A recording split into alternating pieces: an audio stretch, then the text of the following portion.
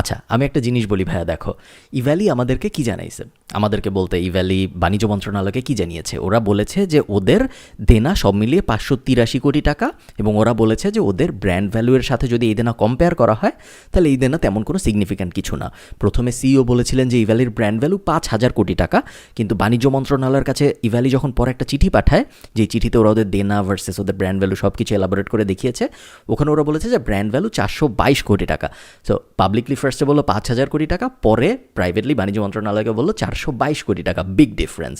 কিন্তু এখানে না কিছু ব্যাপার আছে যে ব্যাপারগুলো আমাদের চিন্তা করা উচিত। প্রথমত, ইভ্যালি এত অল্প সময়ের মধ্যে যা কিছু করেছে এইটা কোনোভাবেই লাইটলি নেওয়ার কিছু নেই, এবং এটা কোনোভাবেই হেয় করে দেখা আমাদের একদমই উচিত হবে না। রাসেল সাহেব হঠাৎ করে 1.5 বছরের মধ্যে দেশের সবচেয়ে বড়, আর্গুয়েবলি বলো বা যেভাবেই বলো, দেশের সবচেয়ে বড় ই কমার্স ওয়েবসাইট বানায় ফেলছে বা ই কমার্স ব্যবসা দাঁড় করায় ফেলছে। এবং এটা যে উনি করতে পারবে এই 1-1.5 বছরের মধ্যে পুরো দেশকে ইভ্যালি দিয়ে ছেয়ে ফেলতে পারবে, এটা কিন্তু কেউ কল্পনাও করে নাই। এটা ছোট করে দেখা একদমই উচিত হবে না। উনি অবশ্যই দেশের সবচেয়ে বড় উদ্যোক্তাদের একজন এই মুহূর্তে, এবং এইটা ইগনোর করাটা আসলে বোকামি হবে।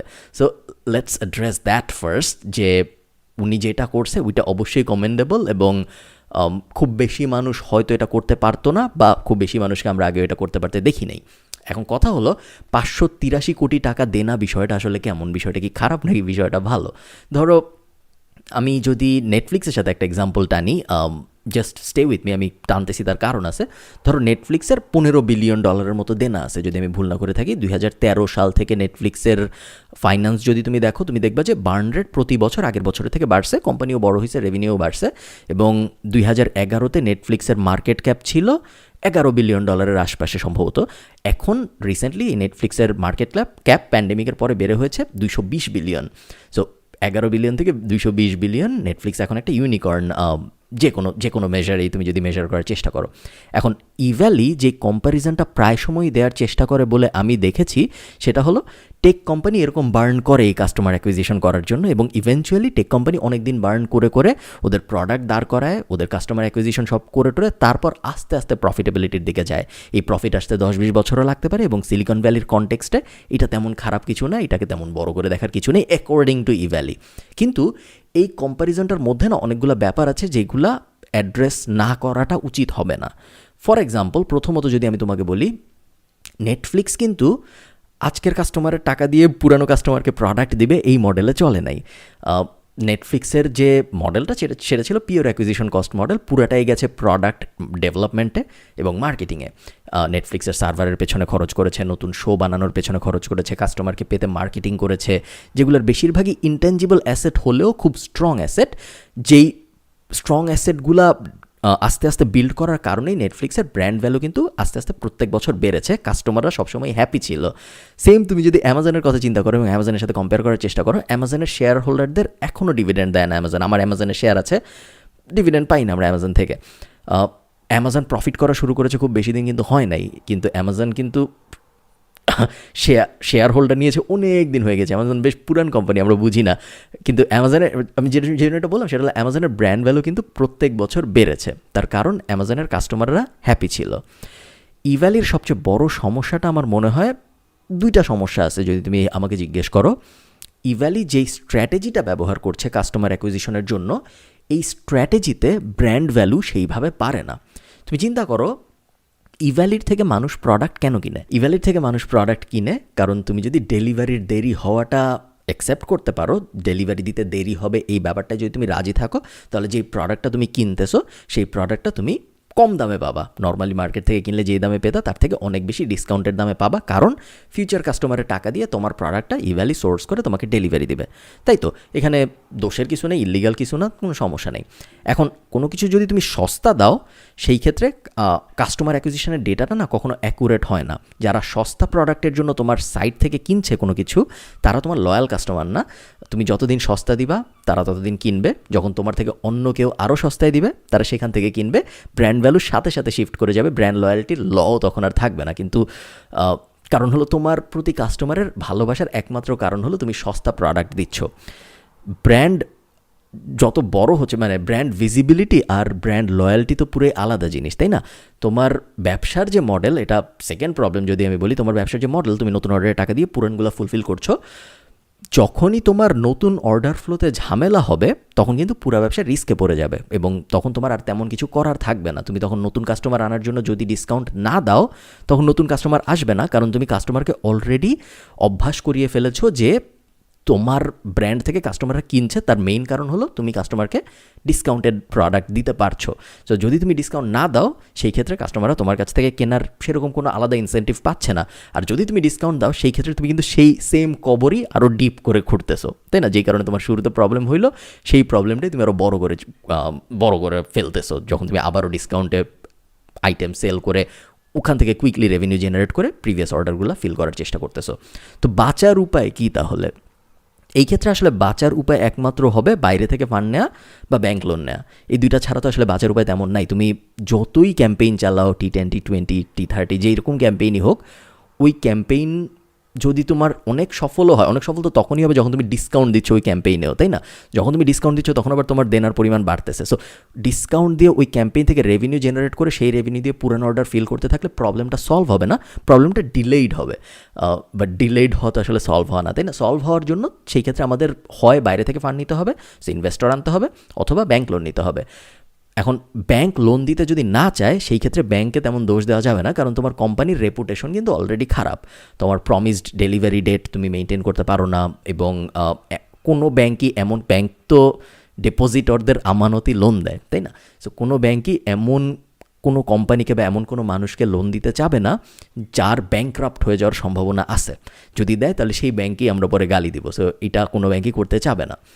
ইভ্যালি তো এখনও বেশ ছোটো কোম্পানি। তুমি যদি নাইকির কথা ভাবো, নাইকি শুরুর পরে অনেক দিন পর্যন্ত ব্যাংক কিন্তু ওদের লোন দিতে অনেক হেজিটেট করতো। তুমি যদি ফিল নাইটের আত্মজীবনী পড়ো, শুডগ আত্মজীবনীটার নাম, ওইখানে ফিল নাইট অনেক ব্যাখ্যা করছে যে ওরেগানে যখন ওরা কোম্পানিটা দাঁড় করাচ্ছিল তখন ওই কোম্পানির ওরিগানের এলাকার কোনো ব্যাংক ওদেরকে খুব বেশি লোন দিতে চাইতো না। যদিও কোম্পানি ডেভেলপ করতেছিল, কোম্পানির কাস্টমাররা হ্যাপি ছিল, কোম্পানির রেভিনিউ নাম্বার বাড়তেছিল, কিন্তু তারপরেও ওই এলাকার অনেক ব্যাংক ওদের টাকা দিতে চায় নাই। অনেক ব্যাংক ক্যাপ করে দিছিল যে এর বেশি তুমি লোন নিতে পারবে না। অনেক ধরনের ঝামেলা ছিল। ওই ধরনের ঝামেলাগুলো এখন আমি না যাই। এখন দেখো, ধরো তোমার একটা কোম্পানি আছে। এখন তোমার এই কোম্পানিটায় তোমার এই কোম্পানিটা হয় তুমি বিক্রি করে দিবা, অথবা তুমি একটা ইনভেস্টর নিবা। যখনই তুমি একজনকে যে বলবা যে ভাই আমার কোম্পানিতে আপনি ইনভেস্ট করেন, বা আমার কোম্পানি আমি বিক্রি করে দিতে চাই, আপনি আমার কোম্পানি কিনেন, তখন ওই এন্ডে যে বসে আছে টেবিলের উল্টা পাশে, সে কী করবে? সে তোমার সাথে তো খুব হাঁ হাঁ করবে, হ্যাঁ আমি দেখতেছি তোমার কোম্পানিটা আমার ভালো মনে হচ্ছে। সামনাসামনি কেউ তেমন খারাপ কথা বলে না পিচ মিটিংয়ে। তো সবাই বলবে যে হ্যাঁ ভালো লাগছে তোমার কোম্পানি, আমরা একটু আলাপ করে দেখি তোমার কাছে, we will get back to you, এরকম কিছু একটা বলবে। তো যখনই তুমি রুম থেকে বেরোয় যাবা, যখনই তোমার টিম রুম থেকে বেরোয় যাবে পিচ টিচ শেষ করে, ওই যে ইনভেস্টরগুলোকে তুমি পিচ করলা, ওই ইনভেস্টরগুলো নিজেদের মধ্যে ফার্স্টেই যে কথাটা বলবে সেটা হইল, এই কোম্পানিটায় কি আমরা ইনভেস্ট করব, নাকি আমরা এই কোম্পানিটার একটা কম্পিটিটর কোম্পানি দাঁড় করানোর চেষ্টা করব, তাই না? ইনভেস্ট করলে আমাদের জন্য একটু সহজ হবে, কিন্তু ইনভেস্ট করলে আমরা তো পুরো কোম্পানি পাবো না। আমরা 20, 30, 40% পাবো, হয়তো 50%-এর বেশি তো বেশিরভাগ কেউই দিবে না, কারণ কন্ট্রোল করার পাওয়ার কেউ ছাড়তে চায় না। সো আমি কি অনেক টাকা ইনভেস্ট করে একটা কোম্পানির 30-40% দিব, নাকি আমি আরেকটু বেশি টাকা ইনভেস্ট করে একটা প্রপার কম্পিটিটর ব্যবসায়ী দাঁড় করায় ফেলবো? ইভ্যালির কম্পিটিটর দাঁড় করানোটা যমুনা গ্রুপের কঠিন মনে হয় নাই, কারণ নেটফ্লিক্স যখন ওদের কোম্পানি বিল্ড করছে, ওদের যে অ্যাসেটগুলো ছিল, ধরো নতুন শো বানাইছে ওরা অনেক, ওদের কাস্টমার অ্যাকুইজিশন কস্ট একবার নেওয়ার পরে ওই কাস্টমার রিকারিং সাবস্ক্রিপশনের মধ্যে চলে গেছে, যে কারণে রেভিনিউ খুব সহজে গ্রো করছে, অনেক ব্যাপার ছিল। কিন্তু যখন তুমি ওইটাকে ইভ্যালির মডেলের সাথে কম্পেয়ার করবা, ইভ্যালির কাস্টমার অ্যাকুইজিশন করার স্ট্র্যাটেজি হইলো আমি ডিসকাউন্টে প্রোডাক্ট দেবো, যেই কারণে আমার কাস্টমার আমি সহজে আরও আনতে পারবো। ওই স্ট্র্যাটেজিটা রেপ্লিকেট করা কিন্তু খুব কঠিন কিছু না, যেই কারণে যে কেউই ইভ্যালির কম্পিটিটর দাঁড় করানোর সাথে যদি কম্পেয়ার করে যে আমি কি ইভ্যালির একটা কম্পিটিটর দাঁড় করাবো, নাকি আমি ইভ্যালিতে ইনভেস্ট করে ইভ্যালিকে বাঁচানোর চেষ্টা করব। বেশিরভাগ বড় কোম্পানি, যমুনা গ্রুপের মতো বড় কোম্পানির কথা যদি আমি বলি, যাদের ধরো বিলিয়ন টাকা আছে, এরকম কোম্পানি, তারা সবাই নিজেই একটা কমার্স দাঁড় করায় ফেলবো নাকি ওই ব্যাপারটাকে খুব একটা স্ট্রং থট দিবে, এবং স্ট্রং থট দেয়াই উচিত বলে আমার মনে হয়।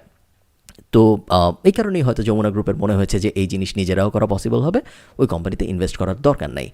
সব কোম্পানিই কিন্তু ইনভেস্টর নেওয়ার জন্য বা বিক্রি হওয়ার জন্য আইডিয়াল মডেলে থাকে না। এটা একটা কোম্পানির ভ্যালু তো অনেকভাবেই ঠিক করা যায়। সবচেয়ে কমন যদি তুমি 5টা জিনিসের কথা চিন্তা করো, value of the business, tech, execution and innovation, strategic relationship আর সেলস, এই 5টা ব্যাপার দিয়ে মোটামুটিভাবে তুমি জাজ করার চেষ্টা করতে পারো যে একটা কোম্পানির ভ্যালু আসলে কীরকম। এত কিছু যদি তোমার দেখার ইচ্ছা না থাকে তাহলে তুমি প্রফিট দেখে ওইটার একটা ইন্ডাস্ট্রি মাল্টিপ্লায়ার অ্যাভারেজ এখন কীভাবে চলতেছে ওইটা দেখে ওইটা দিয়েও জাজ করার চেষ্টা করতে পারো যে এই কোম্পানির আসলে ভ্যালু কত। আমরা যখন ওয়েবসাইট বিক্রি করি তখন কিন্তু আমরা তাই করি, তখন আমরা এত টেক কি, এক্সিকিউশন কি, ইনোভেশন কি, এত কিন্তু আমরা খুব দেখি না। আমাদের অ্যাসেটের মধ্যে আমরা সাধারণত কন্টেন্টকে অ্যাসেট হিসেবে দেখি এবং তারপরে আমরা বলি যে এই ওয়েবসাইট থেকে মাসে আয় হয় $500, তুমি আমাকে এটার 20 গুণ দাও, 20 মাল্টিপ্লায়ার দাও, $10,000 আমি এটা বিক্রি করে দিই। এরকম সাধারণত হয় ওয়েবসাইটের দুনিয়ায়। এখন ই কমার্সের দুনিয়া তো আর অনেক কমপ্লিকেটেড, কারণ তোমার প্রোডাক্ট ইনভেন্টরি আছে, ওইটার একটা কস্ট আছে, তুমি কিছু ব্র্যান্ড ভ্যালু তো জেনারেট করতে পারছো, ওইটার একটা কস্ট আছে। যদিও আমি অনেকবার বলছি তোমার সাথে আলাপে একটু আগে যে কাস্টমার অ্যাকুইজিশন এইভাবে করলে কাস্টমারের লয়্যালটি স্ট্রং হয় না, বাট তারপরেও কাস্টমার তো অ্যাকাউন্ট খুলছে, কাস্টমার অ্যাপ নামাইছে, সো তোমার ফোনে রিয়েল এস্টেট দিছো তুমি, তোমার অ্যাপটা কাস্টমারের ফোনে জায়গা করে নিতে পারছো, ওইটার একটু ভ্যালু তো আছে। সো ওই ভ্যালুগুলো একদমই ইগনোর করা যাবে না। আমি তোমাকে একটা বই দিব মনে পড়তে, বইটার নাম হলো বিল্ড টু সেল, জন ওয়ারিলোর লেখা সম্ভবত। ওইটা পড়লে তুমি ব্যবসা বিক্রির জন্য বা ইনভেস্টরের জন্য রেডি হইতে, তোমার ব্যবসা শুরু থেকেই কীভাবে দাঁড় করাতে হয় এই বিষয়ে একটা খুব ভালো আইডিয়া পেয়ে যাবা। ই কমার্স শুরু করা বলো বা ওয়েবসাইট দাঁড় করানো বলো বা এক্সিট করবো নাকি, পাবলিক হবো নাকি, কোম্পানি নিয়ে আমি ভবিষ্যতে কোথায় যাবো, ওই ধরনের প্ল্যানিংয়ের কথা বলো, সব ক্ষেত্রেই আমার মনে হয় ওই বইটা তোমাকে একটা ক্লিয়ার আইডিয়া দিবে। যদিও বইটা আমেরিকান কনটেক্সটে লেখা, বেশিরভাগ ফাইন্যান্স বইয়ের মতোই, বাট তারপরে আমার মনে হয় যদি তুমি পড়ো তাহলে বেশ ক্লিয়ার ধারণা পাওয়া যাবে। আমি তো ব্যক্তিগতভাবে চাই না যে ইভ্যালি বা কোনো কোম্পানি ব্যাংক্রাফ্ট হয়ে যাক বা বন্ধ হয়ে যাক, বাট এই যে ডিসকাউন্ট দিয়ে কাস্টমার অ্যাকুইজিশন করার মডেলটা আমার মনে হয় না খুব একটা সাস্টেইনেবল, এবং এই মডেলে কখনোই তোমার ব্র্যান্ড লয়্যালটি বাড়বে না। এবং এই কারণে আমার মনে হয় যে যদি তুমি বলো আমার ব্র্যান্ড ভ্যালু 5,000 কোটি টাকা, কারণ আমাকে অনেক মানুষ চিনে, তোমাকে অনেক মানুষ চিনলেই হবে না, কী কারণে তোমাকে অনেক মানুষ চিনে এটাও খুব বেশি ইম্পর্ট্যান্ট। অনেককেই আছে অনেক মানুষ চিনে, বাট তার মানে এই না যে তার ব্র্যান্ড ভ্যালু আসলে অনেক, তাই না? সো এই তো, আর তেমন কিছু না, তুমি পরের প্রশ্ন করতে পারো।